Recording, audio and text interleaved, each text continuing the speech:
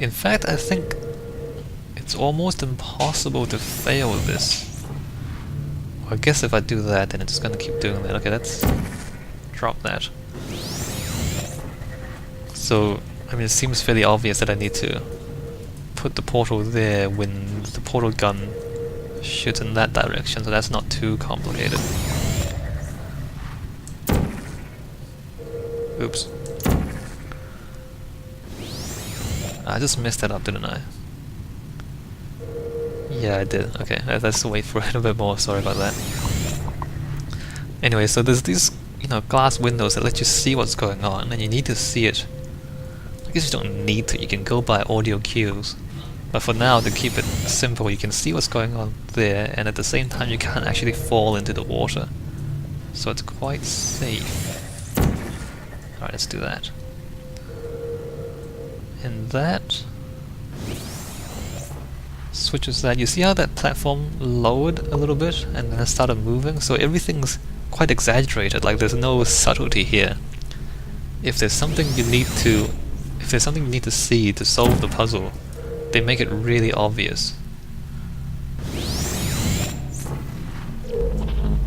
Like they don't hide the solution from you. Again, it's all about making it so that it's actually possible to solve the puzzle by the majority of people who play the game. The device has been modified so that it can now manufacture 2 linked portals at once. As part of an optional test protocol, we are pleased to present an amusing fact. The device is now more valuable than the organs and combined incomes of everyone in Subject Hometown. Here. So again, when you solve a part of the puzzle, tell you a little joke. Again, the positive reinforcement to make things, interesting for the player. The radio's there. How do you get that? Anyway, I'm not doing the radios. And that's the exit. Now that puzzle there, actually, can we go back out? We can go back out. Let's just think about this for a moment. I mean, this is significantly more complex than the stuff earlier in the game. It's still not too complex. Just wondering if there's anything to say about the level of difficulty and what it takes to solve this. Like this, that's deliberately done so that you couldn't see that room from the start. You have to place a portal to see that room through the other portals. And then when you got to there, you have to press that switch to open that door to get into that room. And then from that room you can see out here. Again, you see the arrangement of that. The windows there allows you to see the pellet switch on the wall there. So then you can place the pellet through that portal onto the switch, and then you come out, and then standing there at the same point that you would have done to use that switch, you could see the what do they call it? The scaffold moving. And then you come out on the scaffold to get the gun. GLaDOS tells you a funny story. And then another switch there opens that door, and then you go in. So everything is in a clear sequence. And even though it's all in this room and it seems a little bit complex, the fact is you could only do it in that sequence. Like there's no other way to get through it. Like once you are there, like this, if you drop out there you'll die, if you drop out here you'll die. So the only way to not die is to go to the next step of the puzzle. And it's the same with all the other bits. Once you are in that room, there's nothing else for you to do except put the pellet in the switch. And so it's not really as complicated as it seems. Like, there's no other way to do it. And we're at room 11, I think.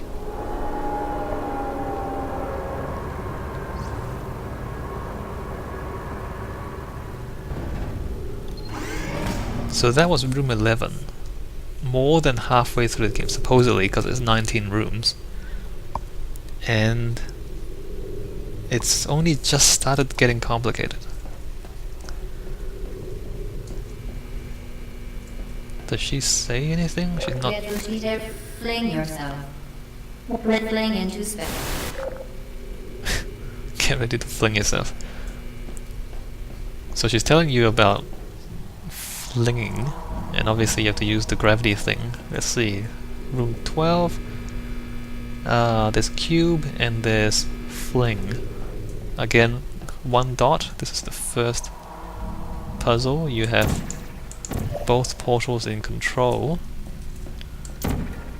And you can't actually... yeah, so you can't see any others.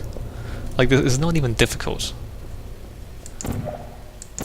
Oh, you can't even put a portal there, even though it looks white. So, there is in fact no other way, or there's nowhere else to put the portals except for that surface there and that surface there. So it's not like it's possible to fail this. I guess you can do that if you're really stupid. Like, why would you do that? And that would cause you to...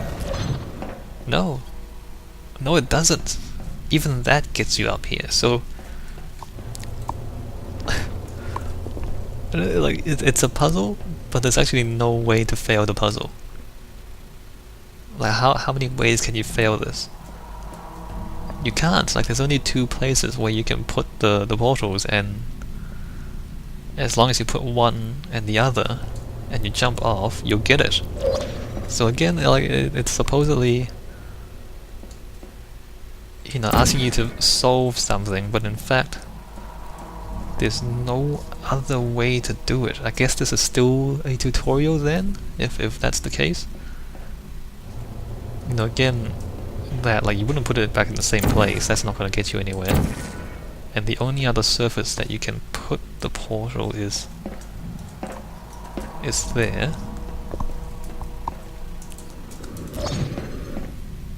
And then that.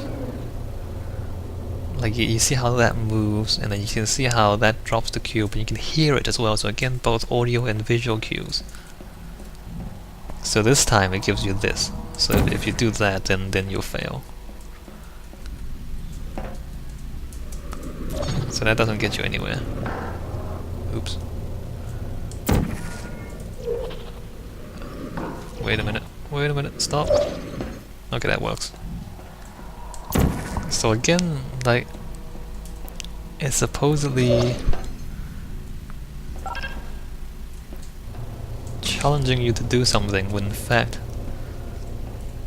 you can't fail it, because there's nowhere else to put the portals, and the only surface where you can put it will work pretty much. And that also introduces you to the angle as well. You can, like, angle out of a portal, and that throws you in that direction there, like that. I guess if you try that first and try that second, then you'll see the difference between the two, which is again, you know, interesting and useful in teaching the player how that works. And again, put the cube on the button, and the line showing you the door is open, exit is up there.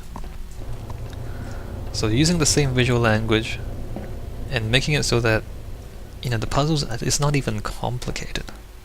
There's no way to fail it.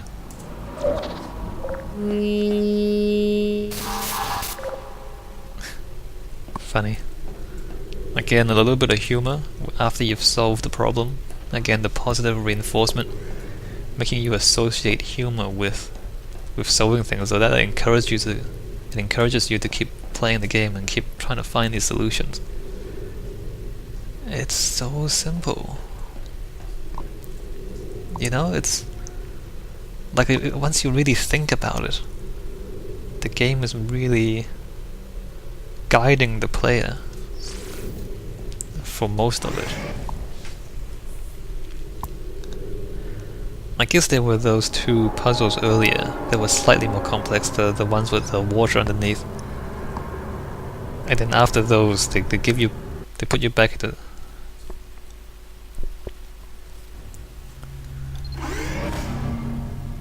So after 2 slightly more complicated puzzles, they put you back into a simple one. I guess maybe that's a way to, you know, allow you to relax a bit, maybe? Now that you are in control of both portals, This next test could take a very, very long time. If you become lightheaded from thirst, feel free to pass out. An intubation associate will be dispatched to revive you with peptic salve and adrenaline. Again, like she's just saying it as though these things are really difficult. And obviously, if she says that, and then you solve it, then you feel like you've accomplished something.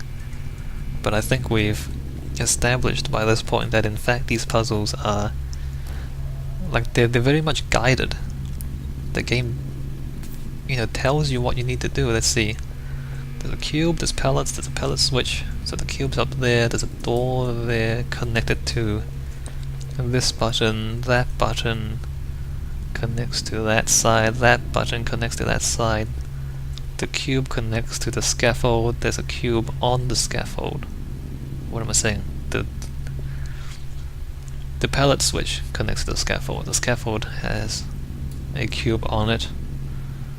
And those are the surfaces. In fact, there's one and there's two as well. So you see all these clues telling you what to do. Let's see, let's grab this. Do I? I don't remember if I should... Oh, I remember now. Again, this thing has several solutions to it. You can put... Although I don't know why you would do that. Anyway, we can drop a portal out there. Drop that there. Like, you don't even need to bring the cube out, I don't think. I think if you can open it without doing that. Or rather, I think you can... Can I jump across this?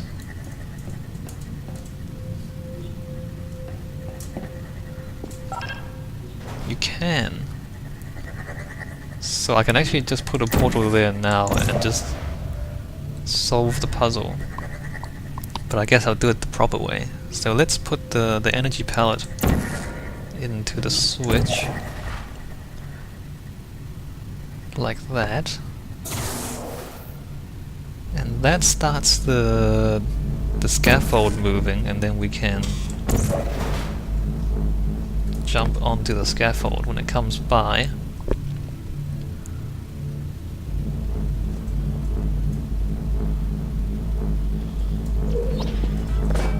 And grab the cube and put the cube on the button, and then we can...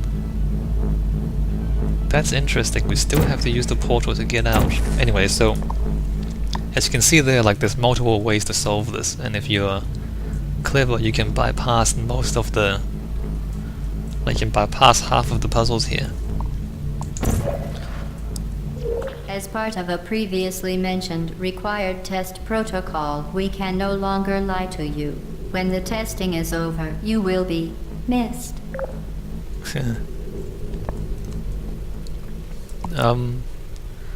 What else is there to say? Not much. Not much. And again, like, the game, like, it pretty much tells you what the solution is. And interesting too, like, you can come back and have a look at what you've done to solve the puzzle. You can actually... Okay, you can do that, so I guess you can jump onto this little platform here, but you can come out and see where you've been. So again, the really obvious buttons, the really obvious switch, the really obvious scaffolding, 2 cubes, 2 buttons, although in fact you can use 1 cube and get out of the room and skip half the puzzles. This room doesn't have the fling mechanism to it. That's interesting. Anyway, so there's a lot of different ways you can solve that one.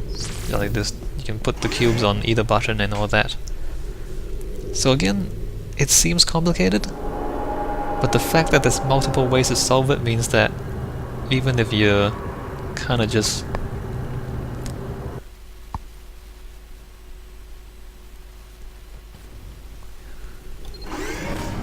even if you're just kind of messing around and not really know what you're doing, eventually you probably figure it out, right? Because either way you're gonna get it done.